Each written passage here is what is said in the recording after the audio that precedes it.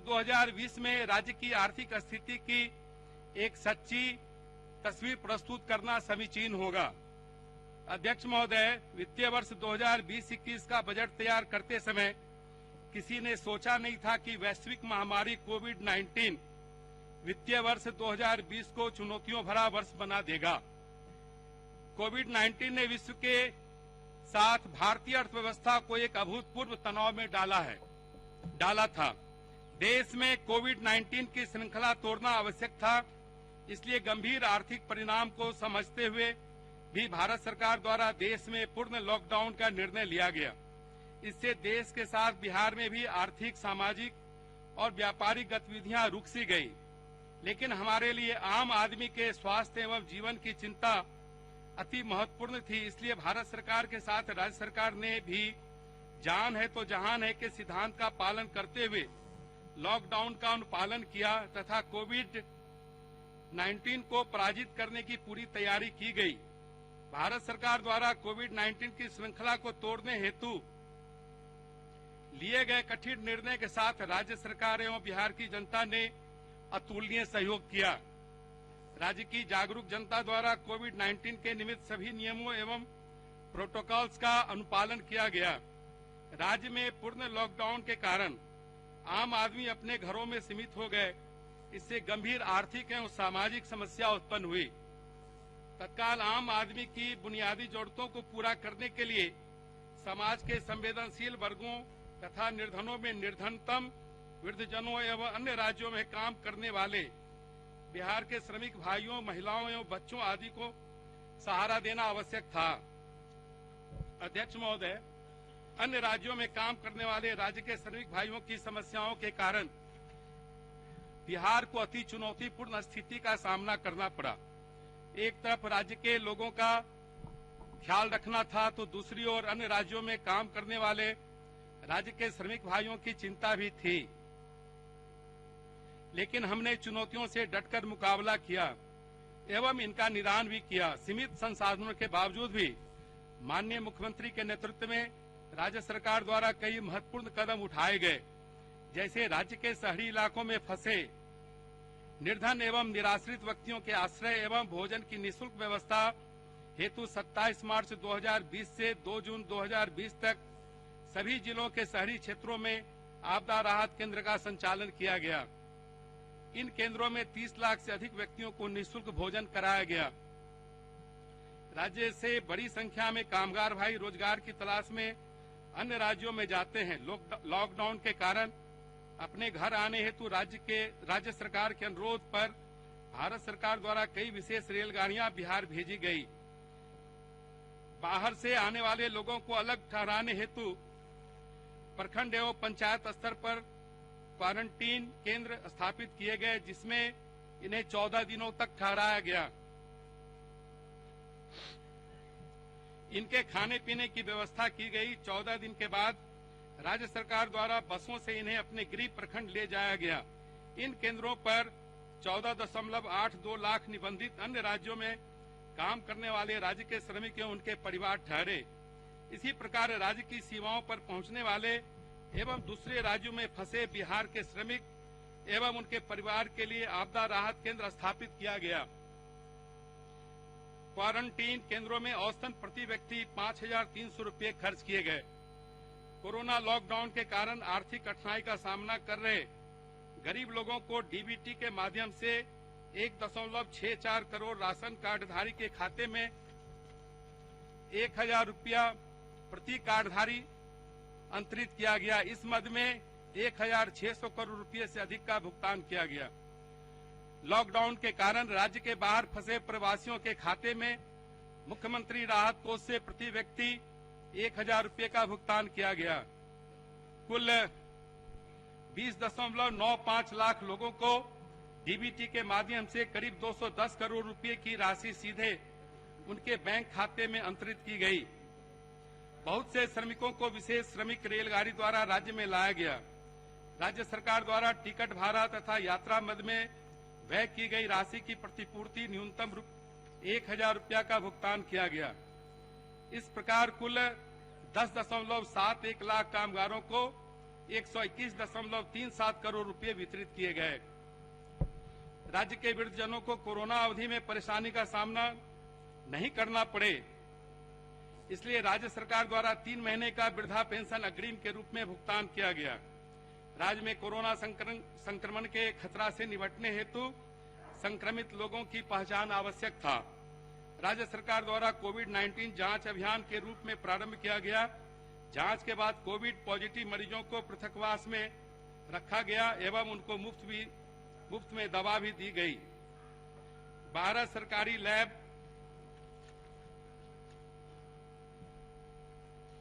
में आरटी-पीसीआर जांच की व्यवस्था की गई। कोविड-19 की रोकथाम हेतु बिहार में आंकड़ों के अनुसार प्रति 10 लाख जनसंख्या पर 1.72 लाख लोगों की जांच की गई है। प्राथमिक स्वास्थ्य केंद्र स्तर तक जांच करने और जांच रिपोर्ट देने की व्यवस्था की गई है। राज्य के सभी 6 निजी चिकित्सा महाविद्यालय एवं अस्पतालों में भी आरटी-पीसीआर जांच की व्यवस्था की गई है। यही कारण है कि राज्य में कोविड-19 के रिकवरी रेट में क्रमशः सुधार हो रहा है। वर्तमान में बिहार राज्य का रिकवरी रेट 99% से अधिक है। बिहार राज्य में कोविड-19 के मरीजों में मृत्यु दर राष्ट्रीय औसत से काफी कम 0.58% है। अध्यक्ष महोदय, राज्य के स्वास्थ्य कर्मी, सुरक्षा कर्मी, सफाई कर्मी, प्रशासनिक तंत्र, बैंक कर्मी, बिजली कर्मी, स्वयंसेवी संगठन आदि की सजगता एवं अथक परिश्रम से राज्य में कोविड-19 का संक्रमण दर और मृत्यु दर काफी कम रहा तथा संक्रमण से स्वस्थ होने की दर भी अधिक रही। इस हेतु मैं आपके माध्यम से सभी कोरोना योद्धाओं को उनके अमूल्य और साहसिक योगदान के लिए प्रशंसा करता हूं तथा उन्हें एवं उनके परिवार के प्रति यह सम्मानित सदन हृदय से आभार व्यक्त करता है। अदम्य सेवा भाव के सम्मान के रूप में राज्य सरकार द्वारा राज्य के चिकित्सकों एवं चिकित्सा कर्मियों को 1 माह का मूल वेतन उनके वेतन के अतिरिक्त भुगतान किया गया। अध्यक्ष महोदय, विपत्तियों और बाधाओं से हम घबराते नहीं हैं। राज्य के कल्याण के लिए विपरीत परिस्थितियों में हम मिलकर सतत संघर्ष करते हैं, क्योंकि यही जीवन का ध्येय है। इस अवसर पर हम अपने प्रिय नेता पूर्व प्रधानमंत्री भारत रत्न अटल बिहारी वाजपेयी जी की इस कविता को याद करना चाहते हैं। बाधाएं आती हैं आए, घिरे प्रलय की घोर घटाएं, पांवों के नीचे अंगारे, सिर पर बरसें यदि ज्वालाएं, निज हाथों में हंसते हंसते आग लगाकर जलना होगा, कदम मिलाकर चलना होगा, कदम मिलाकर चलना होगा। भारत के यशस्वी प्रधानमंत्री जी एवं राज्य के माननीय मुख्यमंत्री जी के नेतृत्व में कोविड-19 से सफलतापूर्वक संघर्ष करते हुए चुनौतीपूर्ण आर्थिक एवं सामाजिक संकट से हम बाहर निकले हैं। लॉकडाउन के कारण समस्याग्रस्त आम आदमी, उद्योग एवं व्यापार, किसान, श्रमिक, पशुधन आदि सभी प्रक्षेत्रों को सहायता देने के लिए भारत सरकार द्वारा 3 चरणों में करीब 27.10 लाख करोड़ रुपए का आत्मनिर्भर भारत पैकेज की घोषणा की गई। इस महती आर्थिक मदद से बिहार को भी बहुत लाभ हुआ। कोरोना संकट अभी पूर्णतः टला नहीं है। संकट का स्थायी निदान हेतु हमारे वैज्ञानिक, अनुसंधानकर्ताओं, वैक्सीन निर्माता कंपनियां वैक्सीन बनाने की दिशा में लगातार कार्य करते रहे। उनके प्रयास से कोरोना के समूल निदान हेतु भारत ने 2 वैक्सीन बना लिए एवं विश्व में अपना स्थान स्थापित किया। कोविड वैक्सीन निर्माण में हमारे वैज्ञानिकों एवं कंपनियों ने जो अमूल्य उपलब्धि प्राप्त की है, उससे यह प्रमाणित होता है कि प्रत्येक विपदा नए अवसर की जन्मदात्री होती है एवं इससे भी साबित होता है कि अंधकार के बाद नई आशा और अवसर के साथ सवेरा आता है। अध्यक्ष महोदय, आपके माध्यम से इस महती उपलब्धि के लिए मैं देश के अनुसंधानकर्ताओं, वैज्ञानिकों, कंपनियों को उनके कठिन परिश्रम में लगन के लिए तथा कुशल मार्गदर्शन तथा सतत एवं अथक सहयोग के लिए भारत के माननीय प्रधानमंत्री जी का हृदय से आभार व्यक्त करता हूं। राज्य में कोविड-19 का वैक्सीन लगाने का कार्यक्रम प्रारंभ हो गया है। इसके तहत प्रथम चरण में सभी स्वास्थ्य कर्मियों और सुरक्षा कर्मियों का टीकाकरण किया जा रहा है। अध्यक्ष महोदय, बिहार के सतत विकास के लिए वर्ष 2015 में राज्य सरकार द्वारा 7 निश्चय योजना प्रारंभ किया गया था। इसके अंतर्गत 5 वर्षों के लिए विकास के 7 लक्ष्य, आर्थिक हल, युवाओं को बल, आरक्षित रोजगार, महिलाओं का अधिकार, हर घर बिजली, हर घर नल का जल, घर तक पक्की नालियां, शौचालय निर्माण, घर का सम्मान, अवसर बढ़े, आगे बढ़े निर्धारित किए गए। विगत 5 वर्षों में कठिन परिश्रम एवं सतत अनुश्रवण के बल पर हमने निर्धारित लक्ष्य के अनुरूप उपलब्धियां प्राप्त की है। 7 निश्चय योजना के अंतर्गत अब तक की उपलब्धियों को आपके माध्यम से सदन के समक्ष रखना चाहता हूं। पहला निश्चय, आर्थिक हल, युवाओं के बल के अंतर्गत उपलब्धियां। बिहार स्टूडेंट क्रेडिट कार्ड योजना के अंतर्गत 1,15,116 आवेदनों को स्वीकृति दी गई है। कुल स्वीकृत ऋण राशि 2.995 करोड़ रुपए है। कुल वितरित ऋण की संख्या 1,09,071 एवं वितरित ऋण राशि 1,495 करोड़ रुपए है।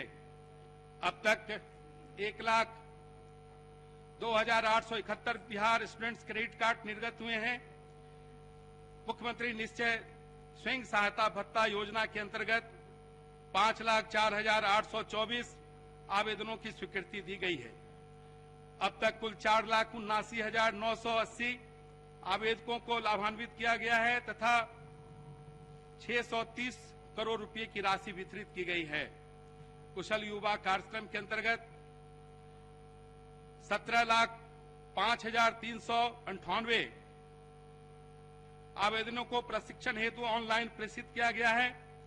अब तक 10,04,147 आवेदकों को प्रशिक्षण दिया गया है तथा 1,12,092 प्रशिक्षणरत है।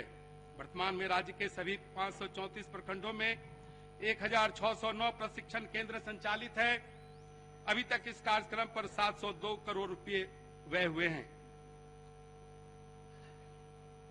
दूसरा निश्चय, आरक्षित रोजगार, महिलाओं का अधिकार अभियान के तहत राज्य के सभी सरकारी सेवाओं संवर्गों के सभी स्तर के एवं सभी प्रकार के पदों पर सीधी नियुक्तियों में महिलाओं को 35% क्षैतिज आरक्षण की व्यवस्था कर दी गई है। तीसरा निश्चय, हर घर बिजली योजना के अंतर्गत राज्य सरकार द्वारा बिहार के ग्रामीण क्षेत्रों के सभी घरों को विद्युत संपर्क उपलब्ध कराया गया है। चौथा निश्चय, हर घर नल का जल के तहत उपलब्धियां। इसके तहत पंचायती राज विभाग द्वारा 58,167 वार्डों में कार्य प्रारंभ कर 56,143 वार्डों में कार्य पूर्ण कर लिया गया है। कुल लक्षित घरों में से 86.36 लाख घर आच्छादित किए गए हैं। लोक स्वास्थ्य अभियंत्रण विभाग द्वारा 26,272 गैर गुणवत्ता प्रभावित वार्डों में कार्य प्रारंभ कर 25,559 वार्डों में कार्य पूर्ण और गुणवत्ता प्रभावित 30,272 वार्डों में से कार्य प्रारंभ कर 26,583 वार्डों में कार्य पूर्ण करा लिया गया है। इसके तहत कुल 70.10 लाख घरों को आच्छादित किए गए हैं। नगर विकास एवं आवास विभाग द्वारा 3,370 वार्डों में कार्य प्रारंभ कर 2,101 वार्डों में कार्य पूर्ण करा लिया गया है। इसके तहत 10.26 लाख घर आच्छादित किए गए हैं।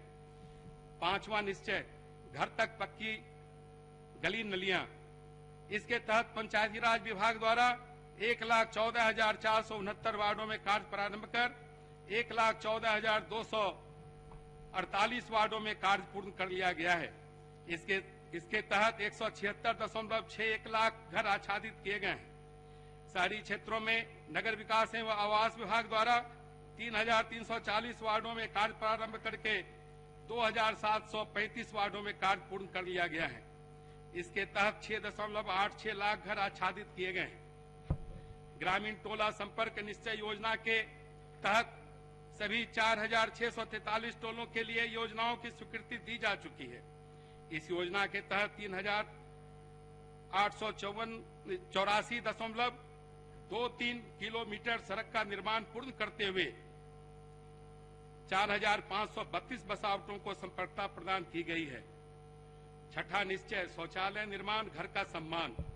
इस निश्चय के अंतर्गत ग्रामीण विकास विभाग द्वारा सभी 8,386 पंचायत ओडीएफ घोषित एवं 123.27 लाख घर आच्छादित किए गए हैं।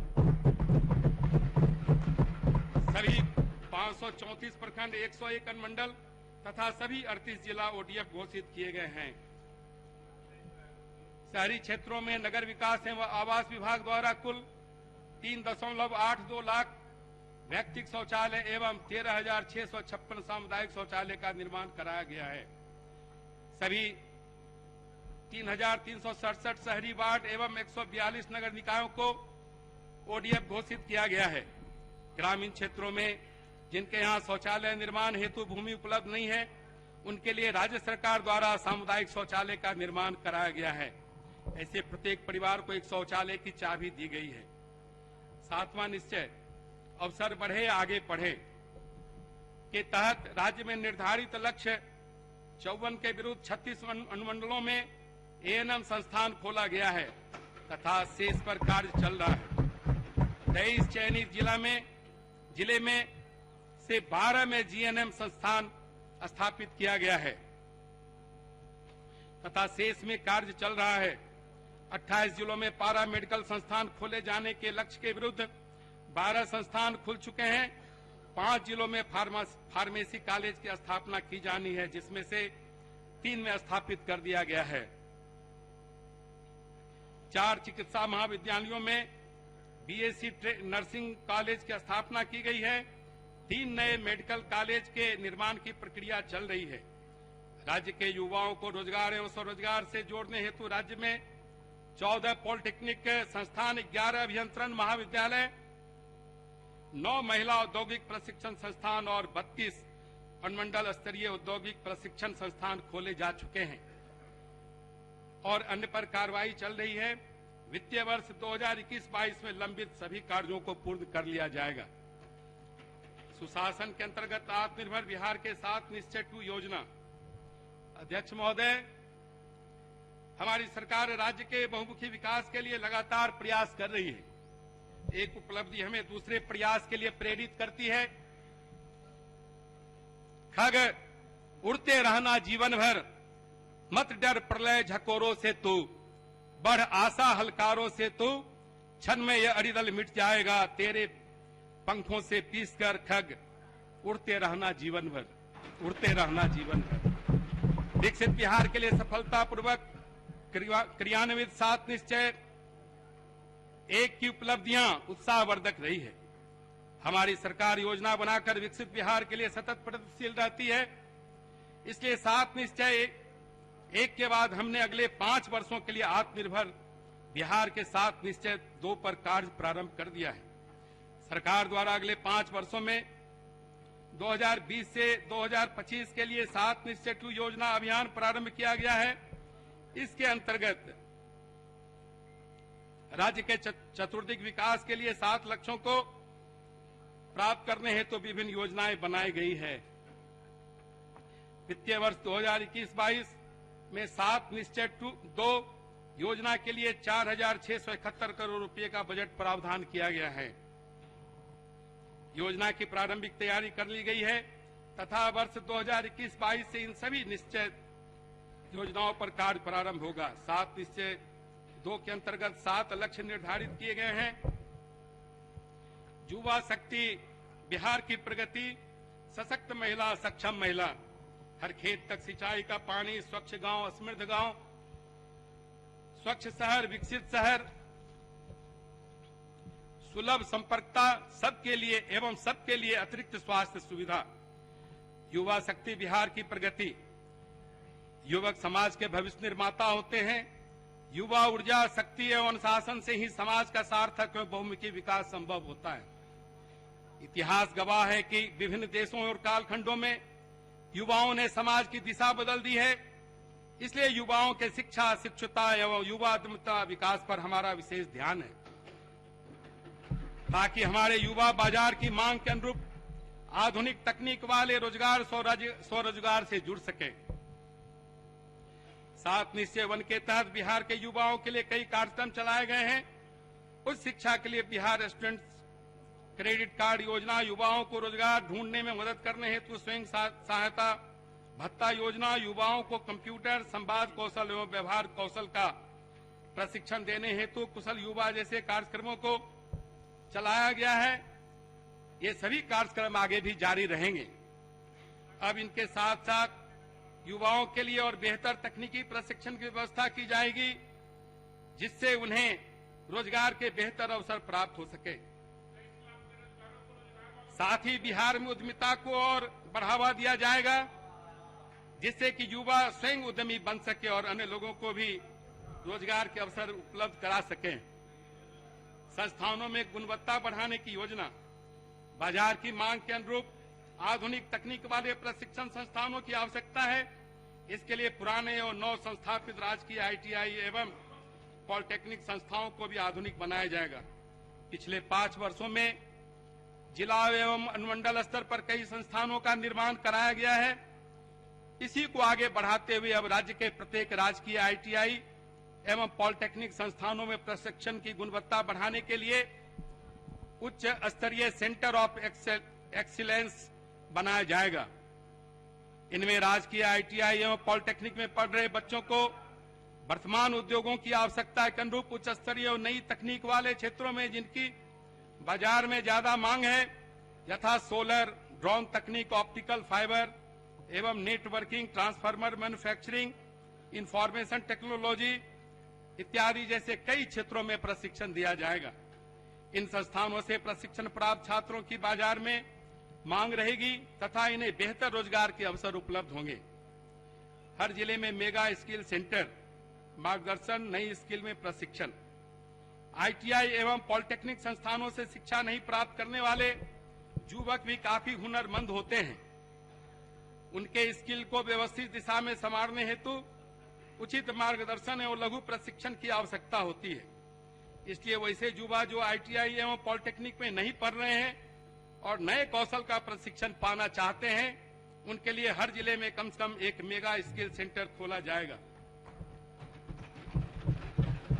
यहाँ पर लोकप्रिय उपयोगी स्किल्स एवं यथा apparel making, refrigerator, air conditioning, solar panel mechanic, beauty एवं वेलनेस ट्रेनिंग, बुजुर्गों एवं मरीजों की देखभाल जैसे क्षेत्रों में अल्प अवधि का रोजगारोन्मुखी प्रशिक्षण दिया जाएगा, जिनकी बाजार में मांग रहती है। हर प्रमंडल में टूल रूम, हमारे युवाओं विशेषकर ग्रामीण क्षेत्रों के युवाओं की पहुंच उच्च तकनीक वाले आधुनिक यंत्रों एवं टूल्स तक नहीं होती है। इसलिए जिज्ञासा एवं क्षमता रहने के बावजूद भी उनका हुनर विकसित नहीं हो पाता है। आवश्यकता है कि राज्य सरकार द्वारा ऐसे आधुनिक मशीन और टूल्स के माध्यम से उन्हें उनके घर के पास प्रशिक्षण की व्यवस्था की जाए। इसलिए प्रत्येक प्रमंडल में टूल्स रूम एवं ट्रेनिंग सेंटर स्थापित किया जाएगा। टूल्स रूम में कई क्षेत्रों में नवीन एवं अत्याधुनिक मशीनें एक स्थान पर उपलब्ध रहेगी। इनमें आईटीआई एवं पॉलिटेक्निक से प्रशिक्षण प्राप्त युवाओं को अत्याधुनिक मशीनों पर नई तकनीक की ट्रेनिंग दी जाएगी। 10वीं एवं 12वीं पास युवकों के लिए भी इनमें दीर्घकालीन प्रशिक्षण की व्यवस्था होगी। इनसे प्रशिक्षण पाने के पश्चात युवाओं को उच्च तकनीक वाले क्षेत्रों में रोजगार मिलने में सहूलियत होगी। 7 निश्चय 2 के लिए श्रम संसाधन विभाग के वित्तीय वर्ष 2021-22 में उपबंधित राशि 550 करोड़ रुपए से इन अति महत्वपूर्ण योजनाओं पर व्यय किया जाएगा। स्किल एवं उद्यमिता हेतु नया विभाग आईटीआई, पॉलिटेक्निक सहित वर्तमान में आईटीआई का संचालन श्रम संसाधन विभाग तथा पॉलिटेक्निक संस्थान का संचालन विज्ञान एवं प्रावैधिकी विभाग द्वारा किया जाता है। इससे दोनों क्षेत्रों में समन्वय स्थापित करना कठिन होता है। इसलिए स्किल डेवलपमेंट तथा उद्यमिता पर विशेष बल देने हेतु एक अलग विभाग स्किल डेवलपमेंट एवं उद्यमिता विभाग का गठन किया जाएगा, जिसमें औद्योगिक प्रशिक्षण संस्थानों और पॉलिटेक्निक संस्थानों को समाहित किया जाएगा। उद्यमिता को बच्चों के कोर्स करिकुलम का हिस्सा बनाया जाएगा, जिससे कि राज्य में उद्यमिता संस्कृति का और विकास हो सके। युवाओं को अपना व्यवसाय अथवा उद्योग लगाने के लिए प्रोत्साहित किया जाएगा, ताकि वे स्वयं उद्यमी बने तथा साथ में दूसरों को भी रोजगार दे सके। केंद्र सरकार की योजना के तहत तकनीकी शिक्षा हिंदी में उपलब्ध कराने का प्रयास किया जाएगा।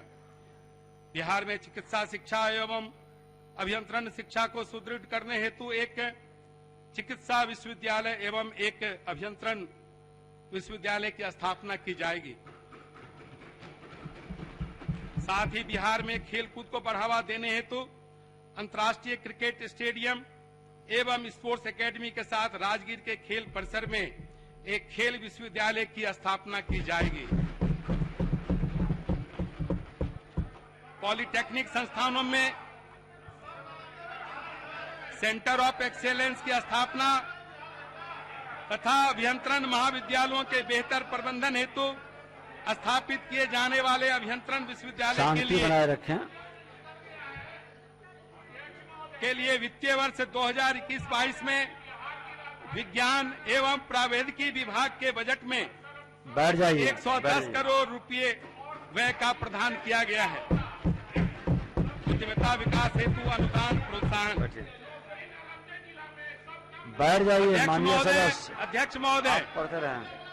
पूंजी के अभाव में स्किल्ड एवं समर्थ युवा भी नया उद्यम स्थापित नहीं कर पाते हैं, जबकि आज रोजगार पाने वालों से रोजगार देने वाले युवकों को आगे लाने की जरूरत है। इसके लिए उन्हें आर्थिक अनुदान और कम ब्याज दर पर पूंजी उपलब्ध कराने की जरूरत है। इसलिए युवाओं के लिए न सिर्फ उच्च स्तर के प्रशिक्षण की व्यवस्था की जा रही है, बल्कि उनको अपना उद्यम व्यवसाय लगाने के लिए सरकार मदद करेगी। नया उद्यम अथवा व्यवसाय के लिए परियोजना लागत का 50% अधिकतम 5 लाख रुपए तक का अनुदान दिया जाएगा तथा अधिकतम 5 लाख रुपए का ऋण मात्र 1% ब्याज दर पर दिया जाएगा।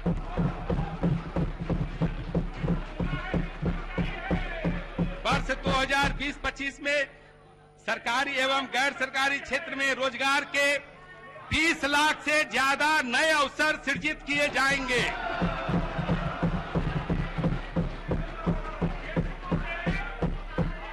आप अभी सुने। इस हेतु उद्योग विभाग के वित्तीय वर्ष 2021-22 में 200 करोड़ रुपए के व्यय का उपबंध किया गया है।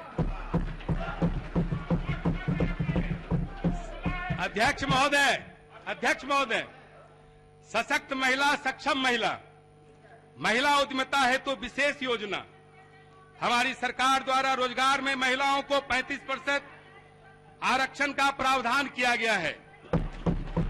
अपने स्वयं का उद्योग स्थापित करने हेतु सरकार महिलाओं को अनुदान और ब्याज रहित पूंजी उपलब्ध कराएगी। राज्य सरकार द्वारा महिलाओं में उद्यमिता को बढ़ावा देने के लिए विशेष योजना लाई जाएगी, जिसमें उनके द्वारा लगाए जा रहे उद्यमों में परियोजना लागत का 50% अधिकतम 5 लाख रुपए तक का अनुदान तथा अधिकतम 5 लाख रुपए तक ब्याज मुक्त ऋण दिया जाएगा। इस हेतु उद्योग विभाग के वित्तीय वर्ष 2021-22 में इन योजनाओं पर 200 करोड़ रुपए का व्यय का उपबंध किया गया है। उच्चतर शिक्षा हेतु महिलाओं को प्रोत्साहन। हमारी सरकार द्वारा लड़कियों को स्कूल जाने हेतु प्रोत्साहित करने के लिए साइकिल एवं पोशाक दिया गया है। अब लड़कियां हाई स्कूल की शिक्षा के लिए घर से दूर स्थित उच्च विद्यालयों में भी पढ़ने जा रही है।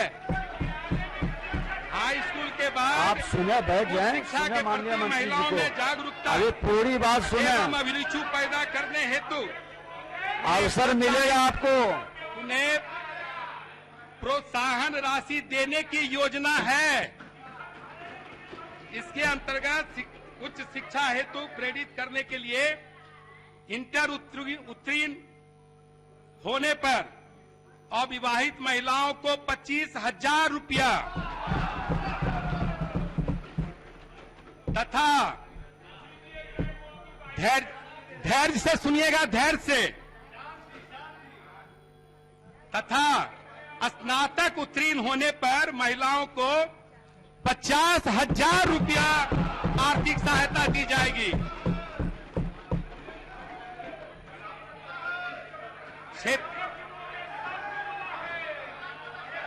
बाकी आप बोलते रहिए। अब आगे सुनिए, धैर्य रखिए, सुनिए, धैर्य रखिए, महिलाओं के नाम पर थोड़ा धैर्य रखिए। क्षेत्रीय प्रशासन में आरक्षण के अनुरूप महिलाओं की भागीदारी। माननीय वित्त मंत्री जी, आसन की ओर देखकर बोले आप। मैं आसन के द्वारा ही इस बात को रखना चाह रहा हूं महोदय। राज्य सरकार द्वारा महिलाओं को सरकारी नौकरी में 35% आरक्षण दिया गया है, लेकिन अभी भी कार्यालयों में समानुपातिक अनुपात में महिलाओं की संख्या कम है। इसलिए क्षेत्रीय प्रशासन यथा पुलिस थाना, प्रखंड, अनुमंडल एवं जिला स्तरीय कार्यालयों में आरक्षण के अनुरूप महिलाओं की भागीदारी बढ़ाई जाएगी। हर खेत तक सिंचाई का पानी। कृषि प्रधान राज्य में कृषि उत्पाद में वृद्धि एवं किसानों की आय दुगुनी करने के लिए सिंचाई एक महत्वपूर्ण साधन है। हमने विगत वर्षों में सिंचाई की पर्याप्त व्यवस्था की है, जिससे राज्य के बहुत बड़े हिस्से में सिंचाई की सुविधा किसानों को प्राप्त हो रही। अब आवश्यकता है कि प्रत्येक खेत में किसी न किसी एक माध्यम से सिंचाई हेतु पानी की उपलब्धता सुनिश्चित की जा सके। इसलिए हर संभव माध्यम से हर खेत तक सिंचाई का पानी उपलब्ध कराया जाएगा।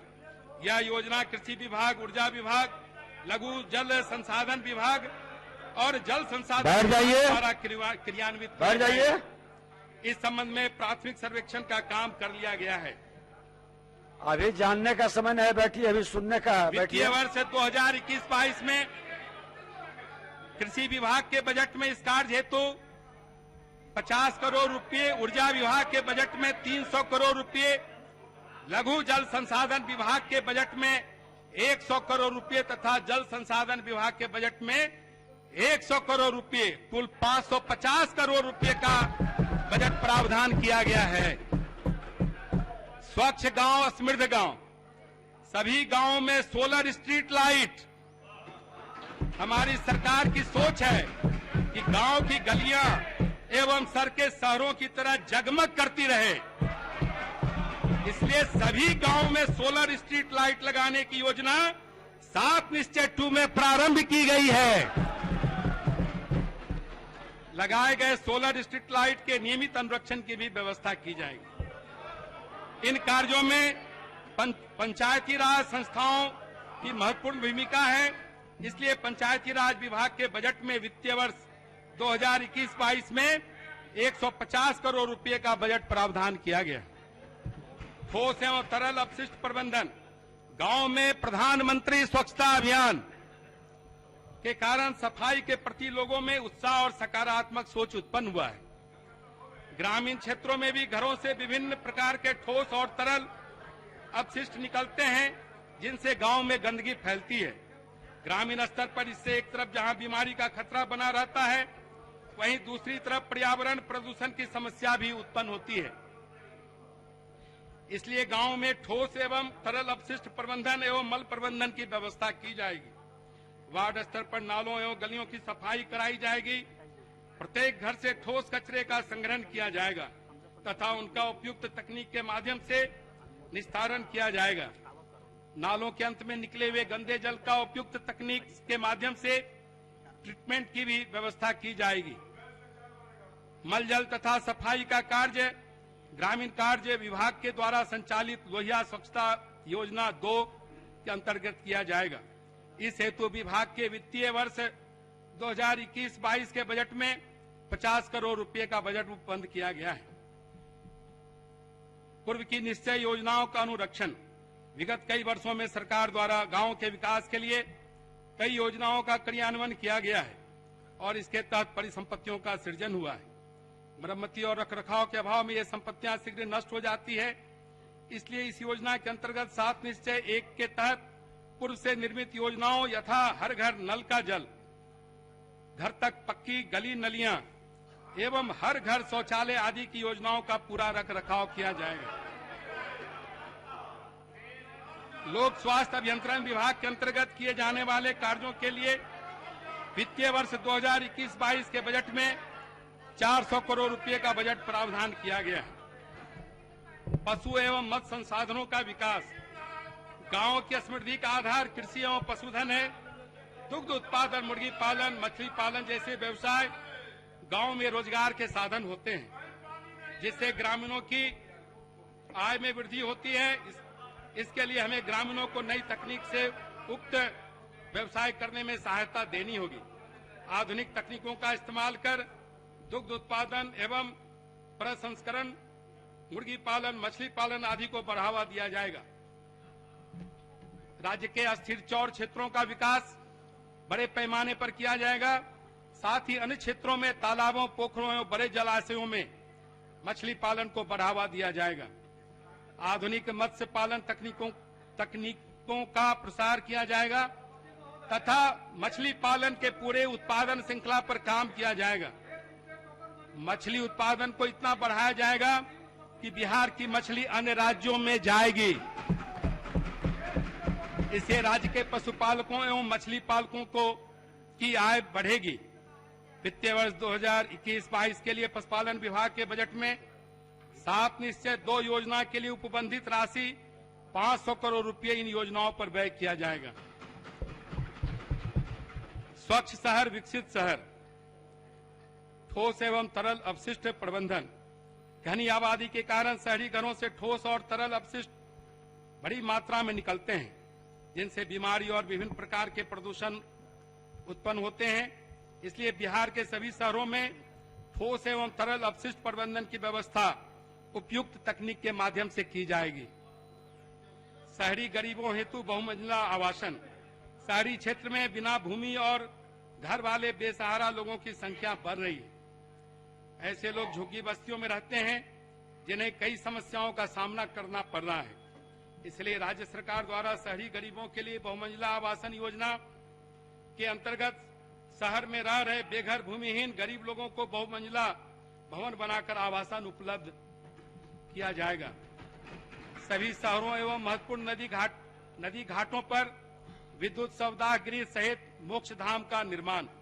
अध्यक्ष महोदय, मृत्यु के बाद शवदाह संस्कार हमारे समाज की एक महती परंपरा रही है। पार्थिव शरीर को समाज के लोग अपने कंधों पर लेकर पवित्र नदियों के किनारे दाह संस्कार के लिए ले जाते हैं, लेकिन घाटों पर नागरिक सुविधाओं के अभाव में सभी को कष्ट होता है। पार्थिव शरीर को आग से जलाने के कारण पर्यावरण प्रदूषण की समस्या भी उत्पन्न होती है तथा वृक्षों की कटाई में भी वृद्धि होती है। इसलिए हमारी सरकार का निर्णय है कि सभी शहरों एवं महत्वपूर्ण नदी घाटों पर विद्युत शवदाह गृहों सहित मोक्ष धाम का निर्माण कराया जाएगा, जिससे लोगों को वहां पर दाह संस्कार हेतु जरूरी सुविधाएं मिल सके। सभी शहरों में स्ट्रॉन्ग वाटर ड्रेनेज सिस्टम को विकसित किया जाएगा, जिससे कि जल जमाव की कोई समस्या न हो। इन योजनाओं के लिए नगर विकास विभाग के बजट में 450 करोड़ रुपए का बजट उपबंध किया गया है। वृद्ध जनों हेतु आश्रय स्थल। महोदय, समाज में संयुक्त परिवार की परंपरा टूट रही है। इससे सबसे अधिक प्रभावित होने वाले वर्ग हमारे सम्मानित वृद्धजन होते हैं। शहरी क्षेत्र के वृद्धजनों को अकेलापन का सामना करना पड़ता है। इस स्थिति को ठीक करने हेतु सरकार की तरफ से वृद्धजनों के लिए आश्रय स्थल का निर्माण करने की योजना है। इसके अंतर्गत वृद्धजनों के लिए सभी शहरों में आश्रय स्थल बनाया जाएगा तथा इसके लिए बेहतर प्रबंधन एवं संचालन की व्यवस्था की जाएगी। इस हेतु समाज कल्याण विभाग के वित्तीय वर्ष 2021-22 में 90 करोड़ रुपया व्यय करने का प्रस्ताव है। सुलभ संपर्कता। ग्रामीण पथों की संपर्कता। ग्रामीण क्षेत्रों में कई ऐसे बसावट और गांव हैं जिनका संपर्क प्रखंड स्तरीय कार्यालयों, अस्पतालों, राज्य उच्च पथों तथा राष्ट्रीय उच्च पथों से नहीं है। ऐसे ग्रामीणों को बरसात के मौसम में काफी कठिनाइयों का सामना करना पड़ता है। ऐसे गांवों को प्रखंड स्तरीय कार्यालयों और उच्च पथों से जोड़ने के लिए गांव में संपर्क सड़क बनाने की आवश्यकता है।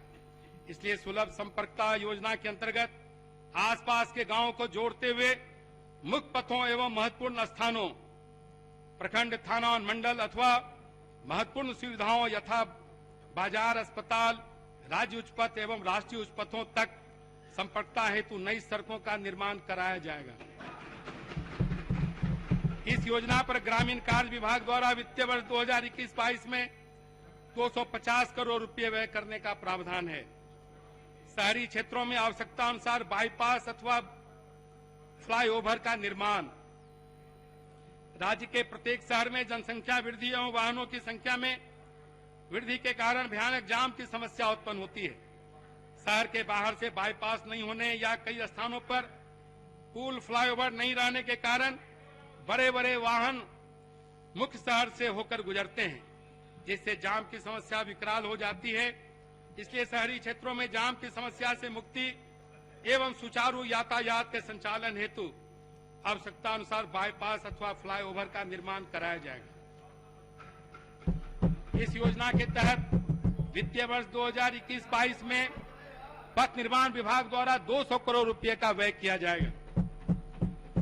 सबके लिए अतिरिक्त स्वास्थ्य सुविधा, बेहतर पशु स्वास्थ्य प्रबंधन हेतु आधारभूत व्यवस्थाएं। ग्रामीण समाज में पशुधन एवं मनुष्य एक दूसरे के पूरक हैं। दोनों का स्वास्थ्य उत्तम रहे, इसी में दोनों का कल्याण है। लेकिन पशुओं में विभिन्न प्रकार की बीमारी पाई जाती है। आधुनिक तकनीक का सहारा लेकर आधारभूत संरचनाओं को व्यवस्थित करके पशुओं के इलाज के लिए बेहतर व्यवस्था करने की जरूरत है। इस योजना के तहत कॉल सेंटर एवं मोबाइल ऐप की मदद से डोर स्टेप सेवा की व्यवस्था प्रत्येक 8-10 पंचायतों पर पशु अस्पताल की व्यवस्था की जाएगी।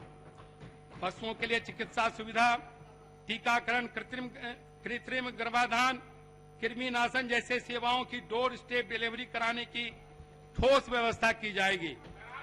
लोकल कॉल सेंटर में फोन कर अथवा मोबाइल ऐप के माध्यम से इन सुविधाओं को प्राप्त किया जा सकेगा।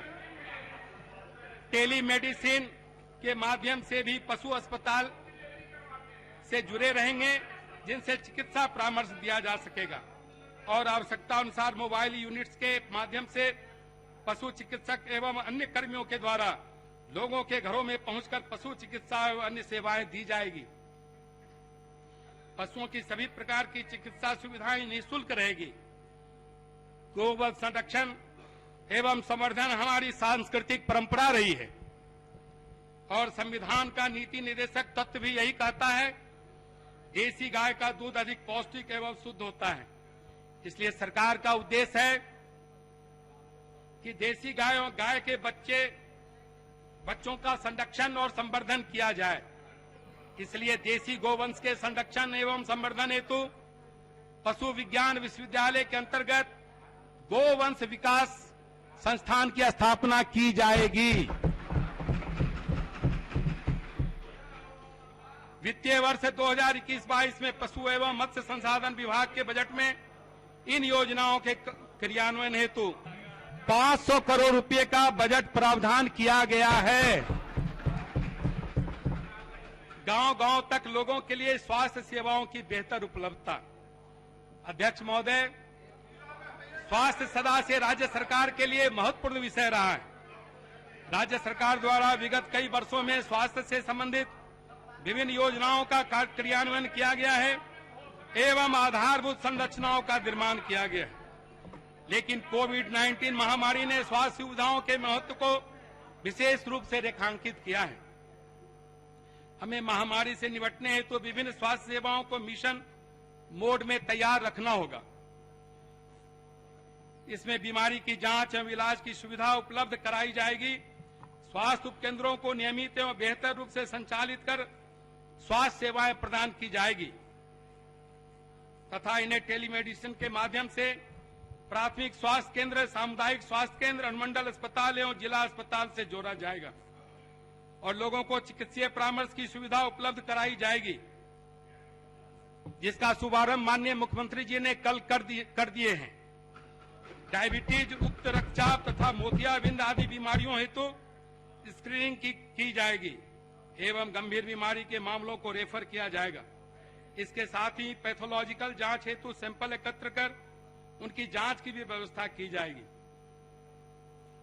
प्राथमिक स्वास्थ्य केंद्र, सामुदायिक स्वास्थ्य केंद्र, अनुमंडल अस्पताल एवं जिला अस्पताल में उपलब्ध सुविधाओं को और बेहतर एवं विस्तारित किया जाएगा। हृदय में छेद के साथ जन्मे बच्चों के निःशुल्क उपचार की व्यवस्था की जाएगी तथा इसके लिए नई योजना बाल हृदय योजना लागू कर दी गई है।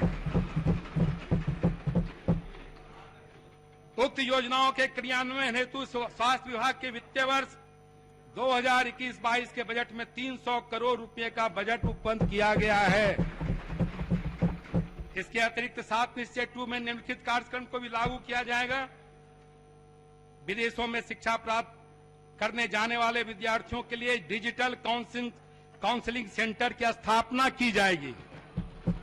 दलहन के उत्पादन को बढ़ाने हेतु केंद्र सरकार के सहयोग से किसानों से न्यूनतम समर्थन मूल्य पर दलहन खरीद की व्यवस्था करने का प्रयास किया जाएगा। राज्य के बाहर काम करने वाले कामगारों का पंचायतवार डाटाबेस संधारित किया जाएगा। राज्य सरकार के द्वारा बिहार के विकास एवं लोगों के कल्याण हेतु पूर्व से संचालित योजनाओं एवं कार्यक्रमों को और सुदृढ़ करते हुए कार्यान्वित किया जाएगा। माननीय अध्यक्ष महोदय, अब मैं वित्तीय वर्ष 2021-22 के बजट आकार के संदर्भ में संक्षिप्त विवरणी प्रस्तुत कर रहा हूं। बिहार राज्य का वित्तीय वर्ष 2021-22 का बजट आकार 2,18,303 करोड़ रुपये है, जिसमें स्कीम मद का कुल बजट आकार 1,518 करोड़ 86 लाख करोड़ रुपये है तथा स्थापना एवं प्रतिबद्ध व्यय का बजट आकार 1,17,783 करोड़ 84 लाख रुपये है। महोदय, वित्तीय वर्ष 2021-22 में कुल राजस्व व्यय 1,77,071 करोड़ 39 लाख रुपये अनुमानित किया गया है, जो कि कुल व्यय का 81.11% है। वित्तीय वर्ष 2021-22 में कुल पूंजीगत व्यय 41,231 करोड़ 31 लाख रुपये अनुमानित किया गया है, जो कि कुल व्यय का 18.89% है। पूंजीगत व्यय के अंतर्गत ऋण अदायगियां मद में 9,094 करोड़ 43 लाख 25 हजार रुपये की राशि व्यय की जाएगी। महोदय, वित्तीय वर्ष 2021-22 में कुल प्राप्तियां 2,18,502 करोड़ 70 लाख रुपये अनुमानित है, जिसमें राजस्व प्राप्तियां 1,86,267 करोड़ 29 लाख रुपये अनुमानित है एवं पूंजीगत प्राप्तियां 32,235 करोड़ 41 लाख रुपये अनुमानित है। वित्तीय वर्ष 2021-22 में राजस्व प्राप्तियां अंतर्गत केंद्रीय करों में राज्य के हिस्सा मद में 91,180 करोड़ 60 लाख रुपये तथा राज्य के अपने स्रोतों से कर राजस्व के रूप में 35,050 करोड़ रुपये एवं गैर कर राजस्व के रूप में 5,505 करोड़ 47 लाख रुपये प्राप्त होने का अनुमान है। केंद्र सरकार से सहायता अनुमान मद में 54,531 करोड़ 21 लाख रुपये प्राप्त होने का अनुमान है। महोदय, पूंजीगत प्राप्तियां अंतर्गत वित्तीय वर्ष 2021-22 में ऋण उगाही मद में 31,805 करोड़ 21 लाख रुपये का ऋण लिया जाना प्रस्तावित है। वित्तीय वर्ष 2021-22 का बजट राजस्व सरप्लस बजट है, जो 9,195 करोड़ 90 लाख रुपए अनुमानित है। वित्तीय वर्ष 2021-22 में 22,510 करोड़ 78 लाख रुपए का राजकोषीय घाटा रहने का अनुमान है, जो कि सकल राज्य घरेलू उत्पाद आधार वर्ष 2011-12 पर 7,57,026 करोड़ रुपए का 2.97% है, जो निर्धारित 3% की अधिसीमा के अंतर्गत है। माननीय अध्यक्ष महोदय, समयाभाव के कारण मैंने सरकार की उपलब्धियों तथा आने वाले वर्ष के लिए विभागवार कार्यक्रमों का संक्षिप्त ब्यौरा सदन के समक्ष प्रस्तुत किया है। मैं विस्तृत विवरणी सदन के पटल पर रखता हूं। अध्यक्ष महोदय, माननीय सदस्यों ने मेरा भाषण पूर्ण एकाग्रता एवं धैर्य का परिचय देते हुए सुना है। इसके लिए मैं सदन के सभी तमाम सदस्यों के प्रति आभार प्रकट करता हूं। मैं वर्ष 2021-22 की वार्षिक वित्तीय विवरणी एवं अन्य बजट दस्तावेजों को सदन के समक्ष प्रस्तुत कर रहा हूं। मुझे उम्मीद है कि यह बजट राज्य के विकास का नया मार्ग प्रशस्त करेगा। अध्यक्ष महोदय, उनकी शिकवा है कि मेरी उड़ान कुछ कम है। उनकी शिकवा है कि मेरी उड़ान कुछ कम है। मुझे यकीन है कि ये आसमां कुछ कम है। वाकिफ कहां जमाना हमारी उड़ान से, वाकिफ कहां जमाना हमारी उड़ान से वो और थे जो हार गए आसमां से।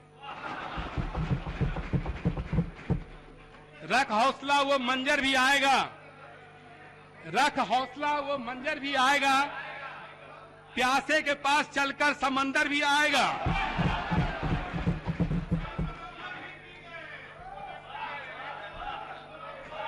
अब सुन लीजिए, लास्ट थककर ना बैठे मंजिल के मुसाफिर, थककर ना बैठे मंजिल के मुसाफिर, मंजिल भी मिलेगी और मिलने का मजा भी आएगा। जय हिंद, बहुत बहुत धन्यवाद। जय बिहार, जय बिहार की जनता।